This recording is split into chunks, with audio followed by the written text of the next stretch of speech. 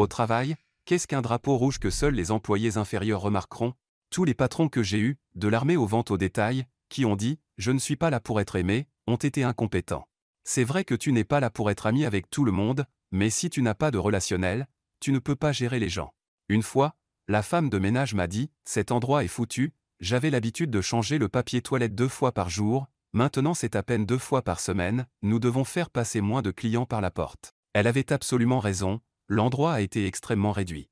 Une réduction drastique de vos heures pour ceux qui travaillent dans les services. Si vous passez de 5 équipes à 3, puis à 1 ou 2, vous allez être viré. Soit ils attendent que vous vous fâchiez avec les heures et que vous démissionniez, soit vous êtes sur le point d'être viré. Amateur d'histoire, qu'est-ce qu'un morceau d'histoire très intéressant ou amusant? Le projet de loi sur l'hippopotame américain. Lors d'une crise de la viande en 1910, certains législateurs ont voulu introduire des hippopotames africains dans les zones humides du Sud afin que nous puissions tous profiter du bacon de vache du lac. Évidemment, ça n'est pas passé. Culte du fret. Après la Seconde Guerre mondiale, certaines tribus insulaires du Pacifique ont été exposées pour la première fois à la civilisation par des bases militaires américaines. Les militaires apportaient avec eux des fournitures et de la nourriture que les villageois aimaient. À la fin de la guerre, des cultes se sont formés qui ont construit de nouvelles pistes, imité les exercices de l'armée et même construit des avions en paille pour essayer de ramener les dieux qui leur ont donné de la nourriture, des médicaments et des fournitures. Lorsque Cortés a conquis les Aztèques, il avait des milliers d'alliés indigènes qui étaient plus que désireux d'aider parce que les Aztèques les utilisaient comme ferme d'esclaves et de sacrifices. Des gens qui ont dû tuer en légitime défense, vous êtes-vous déjà remis psychologiquement? Comment est-ce de vivre avec? En 2012, 2 hommes ont fait irruption dans ma porte arrière. Cela leur a pris quelques minutes car il s'agissait d'une porte et d'un cadre en métal solidement verrouillé. L'un des gars était très grand et costaud, il a finalement réussi à le casser de la charnière avec un pied de biche. Quand ils ont frappé à la porte, j'ai dit à ma femme d'appeler la police et de s'enfermer avec notre bébé derrière 2 portes et je suis sorti dans le couloir avec un fusil de chasse. Je n'arrêtais pas de leur crier que j'étais armé et que les flics arrivaient, mais ils continuaient à venir. J'ai dit que si je les voyais chez moi, j'allais les tuer. Quelques secondes plus tard, ils sont arrivés au coin de la rue, tenant tous les deux ce qui semblait être des armes et j'ai tiré 2 fois sur le plus gros dans la poitrine. L'autre resta là confus pendant un moment. Il a fait un pas vers moi et je lui ai tiré dessus aussi. La police est arrivée environ 2 minutes plus tard, tous 2 sont morts sur les lieux. L'un avait un couteau et du ruban adhésif, l'autre avait le pied de biche. J'ai découvert que le grand type était recherché pour homicide involontaire parce qu'il avait tué sa petite amie un état plus loin. Je n'ai aucun regret pour cette nuit. Ils ont eu de multiples occasions de partir et je ne doute pas qu'ils auraient blessé ma famille si je ne les avais pas arrêtés. Personnes qui ont été dans le coma, quelle nouvelle vous a vraiment choqué au réveil? J'ai eu un accident de moto et j'ai été absent pendant 3 semaines. Je me suis réveillé comme la personne que je suis aujourd'hui, pas vraiment comme la personne d'avant, même si j'ai quelques-uns de ces souvenirs. Mon hippocampe était endommagé, ce qui expliquait la perte de mémoire. Je me suis réveillé en me souvenant de beaucoup de lectures et de trucs scolaires, mais j'avais beaucoup de mal à me souvenir des gens. Je ne reconnaissais pas complètement mon père, je n'avais aucune idée de qui était ma mère, ou de la très jolie fille avec qui je sortais apparemment. Nous avons essayé de le faire fonctionner mais c'était trop bizarre, l'ancien moi était trop différent du nouveau moi et je ne ressentais aucun lien avec elle. Je suis devenu vraiment bon en philosophie et en logique pour une raison quelconque, et j'ai fini par aller à l'université pour l'étudier. C'est toujours bizarre quand les gens m'approchent et me saluent, ils en savent tellement sur moi mais je n'ai aucune idée de qui ils sont. Je dois généralement expliquer ce qui s'est passé et les choses deviennent un peu bizarres, mais je finis généralement par me faire ou me refaire un ami. Psychiatre, quelles sont les pensées les plus profondes que vous avez entendues de la part de vos patients? Cela a eu un impact énorme sur ma vision de la vie. J'ai travaillé dans un foyer de groupe pour adultes handicapés mentaux. Une femme en particulier n'était qu'un véritable ange, toujours positif, sortant et amical. Une fois, nous étions au magasin et ces 2 adolescents ont commencé à se moquer d'elle et à chuchoter bruyamment à propos de l'attarder. Je devenais furieux mais elle s'est tournée vers moi et m'a demandé si je voulais un sac de quilles. Lorsque nous avons quitté le magasin, j'ai mentionné à quel point elle s'est bien comportée. Elle m'a juste regardé et a souri et a dit « Je pouvais te voir devenir fou, je pensais que les quilles te feraient te sentir mieux. » Elle comprend mieux comment vivre que moi. Je travaille dans une clinique avec des patients gravement malades mentaux. Je ne suis qu'un gestionnaire de cas, mais je passe plus de temps avec eux par mois que les psychiatres ne le font en un an. Je travaille avec un gars qui souffre de graves délires et de paranoïa. Je lui ai demandé s'il considérait que ses pensées faisaient partie de sa maladie. Il a dit « J'espère certainement que non parce que mes pensées sont la plupart de qui je suis.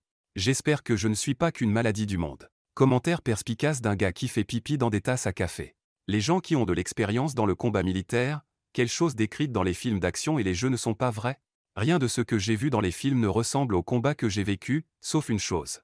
Les 20 premières minutes de Il faut sauver le soldat Ryan réussissent une chose, le bruit des balles. Pas le coup de feu, une balle passant à proximité. Il a le poids d'une barre d'armature incroyablement longue et mince qui apparaît de nulle part juste à côté de vous. Il attire toute votre attention.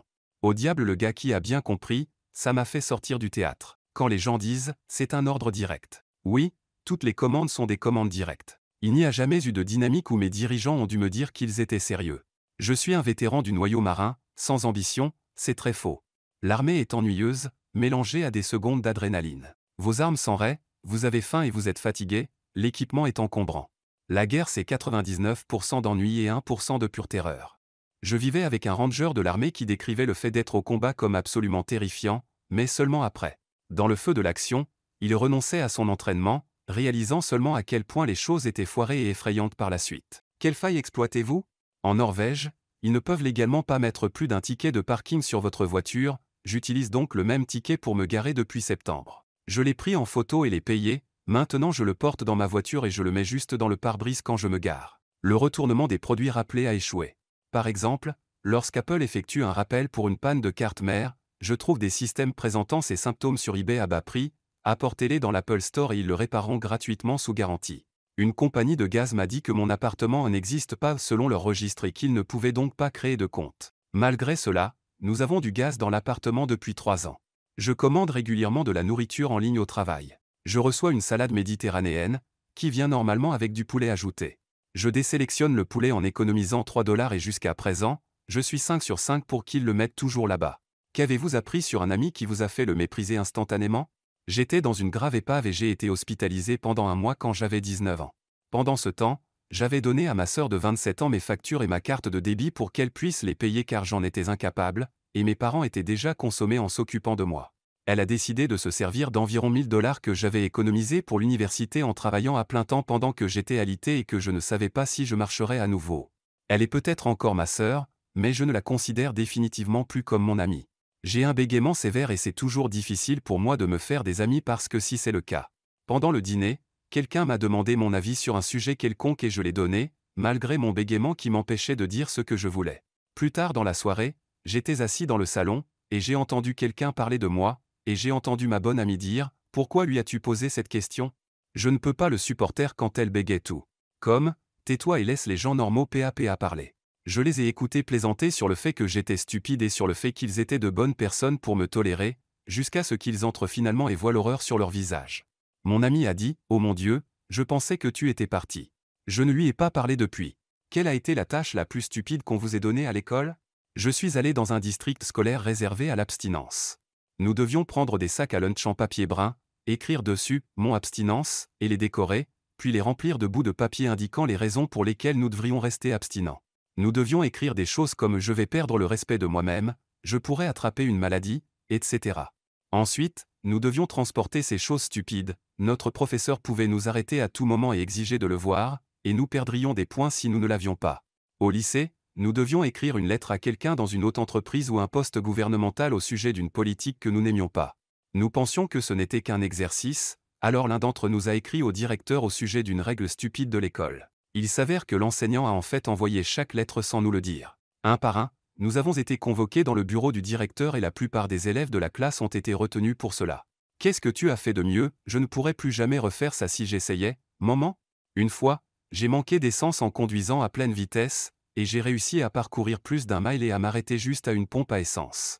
J'avais beaucoup à l'esprit pendant un divorce et je n'ai tout simplement pas pensé à remplir le réservoir d'essence.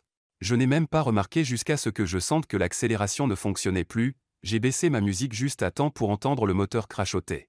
J'ai rapidement mis ma voiture au point mort, j'ai allumé les feux de détresse et j'ai commencé à rouler aussi longtemps que possible. Au moment où j'ai atteint la station-service, j'allais à environ 4000 à l'heure et j'avais juste assez d'élan pour rattraper le talus et la pompe. Je n'ai même pas freiné jusqu'à ce que mon bouchon d'essence soit adjacent à la buse. Au lycée, je parlais à un ami marchand dans le couloir en mâchant du chewing-gum.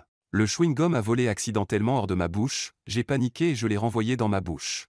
Mon ami a dit que c'était dégoûtant de continuer à le mâcher, mais j'ai dit que c'était un acte de Dieu.